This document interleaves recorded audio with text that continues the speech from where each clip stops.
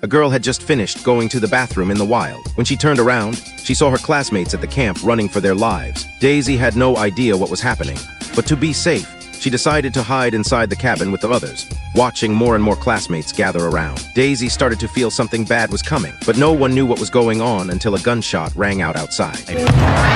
Everyone fell into despair at that moment. It was obvious there was a shooting happening outside. The kids could only hide inside, trembling in fear. But this was supposed to be a vacation camp for kids. No one knew what to do next. Then Daisy remembered her little sister was still outside. She asked if anyone had seen a girl in a yellow sweater. But there were hundreds of kids at the camp. Different classes didn't know each other. No one could tell where her sister went. But the gunfire outside was getting more and more frequent. Everyone was huddled together trying to comfort each other. And Daisy had to give up looking for her sister for now. But suddenly someone shouted. Everyone panicked and ran toward the door. Daisy quickly followed behind. Outside was total chaos. There were even bodies of classmates on the ground. But while escaping, Daisy noticed a girl was lying injured nearby. She rushed to help the girl up and dragged her toward the forest. Luckily, they didn't have to run far before Daisy found some classmates hiding at a secret spot, and she pulled the injured girl down with her. Finally, she could catch her breath, but the gunfire never stopped, and it was coming from all directions. Clearly, there was more than one killer. Some even guessed this might be a drill, but when classmates started screaming in pain,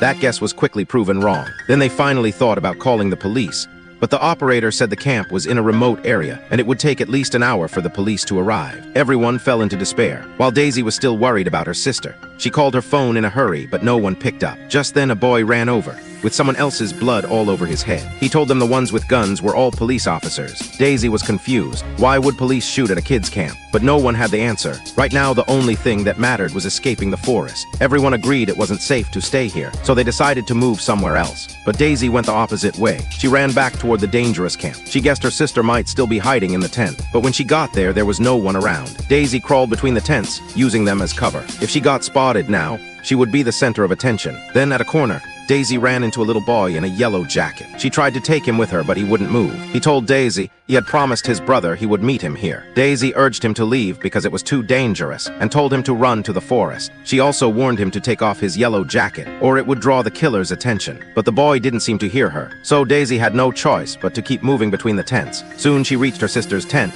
but her sister was already gone. She tried calling again, but her sister's phone wasn't even with her. Just then she heard footsteps outside. Daisy froze in fear. She waited until the sound faded away, then crawled out of the tent. Now that she couldn't find her sister, she had to keep going into the forest, but the forest was crawling with killers, and the gunfire was getting closer. Daisy had to hide behind a big tree. Nearby classmates were also being chased. Daisy curled up in fear. She only stood up when they ran off, but after just a few steps, she found a girl lying on the ground.